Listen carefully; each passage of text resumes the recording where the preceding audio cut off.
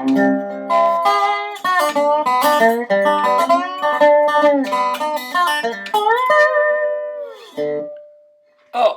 there you guys are.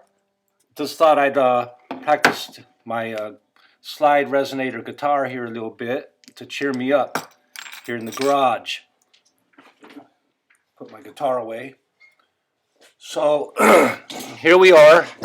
It is Wednesday, March 18th, 2020. And I'm going to be talking to you guys a lot right here from the garage. Although I don't expect I'll be uploading too many videos to YouTube unless it gets a little easier for me. It's a little hard looking into this camera. Sorry, my head's kind of...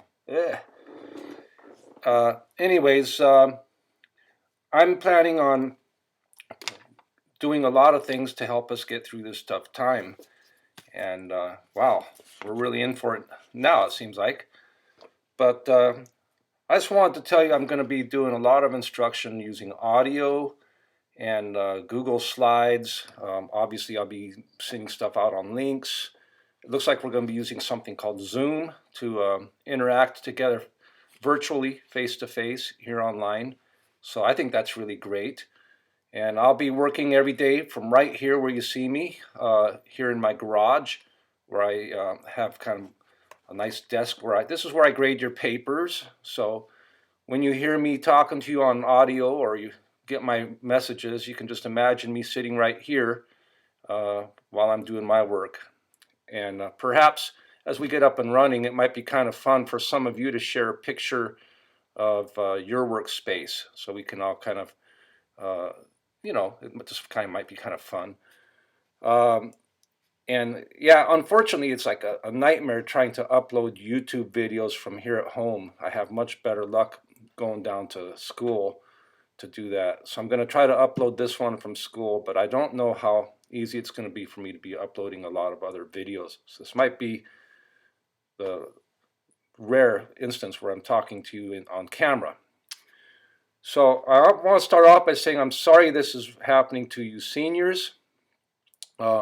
My gosh, it's your senior year, a lot wrapped up in that, and the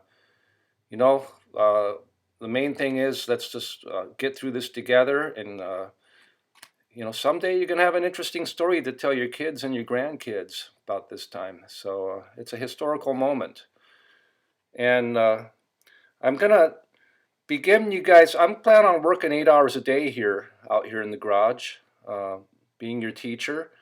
And I'm going to be, my expectation is for you to engage and to learn and to focus daily.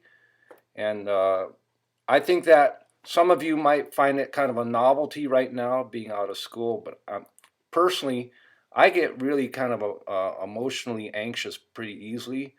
And I know for sure one thing that's going to be helping me is my work and just having structure to my day and focusing and trying to move forward with those things to try to attain as much normalcy as we can.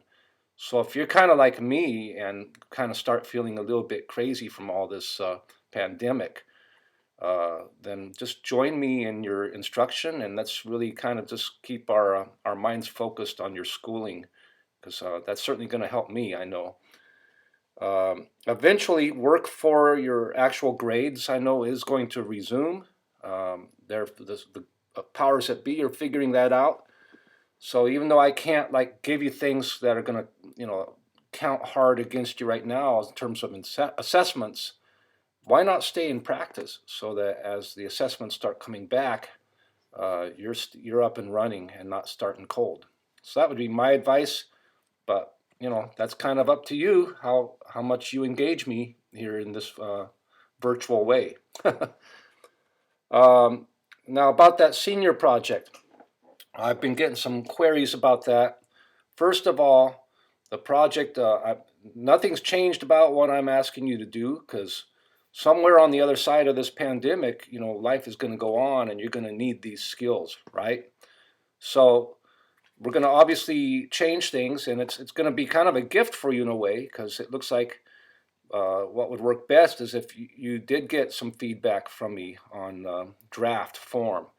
So if you want to, as you get your project done in the next few days, I'm going to allow you to go ahead and share it with me online. And that's going to be the safest way, obviously. We don't want you having to leave your house. And we're just all supposed to be hunkered down here in our safe space, right? So share it with me online, and I will give you a very detailed review of it. I will read it. The one thing I'm going to ask is don't share me a piece of a project or a project that you haven't carefully checked every sentence for clarity and good writing and lack of plagiarism and just good responsible fulfillment of the project. So do all that on your end, then send it to me, and I will review it and give you suggestions for improvement so you can get a higher grade on it in the long run. Okay? And I think if my plan is to review these in the order that I receive them, but I honestly want to say that if I get one sent in kind of out of line by a student who really struggles in my class, I may jump ahead and read theirs first because they maybe struggle more than you do.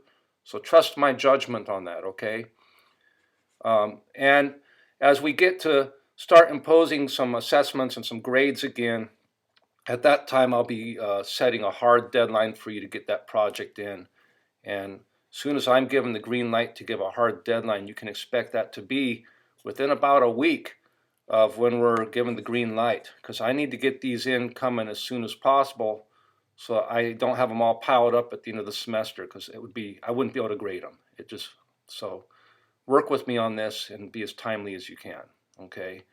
And of course, if you have your project, I've reviewed it, you're ready to turn it in for a final grade, and you can, to get ahead of the crunch. And that would be very helpful as well, and it would get it out of your hair.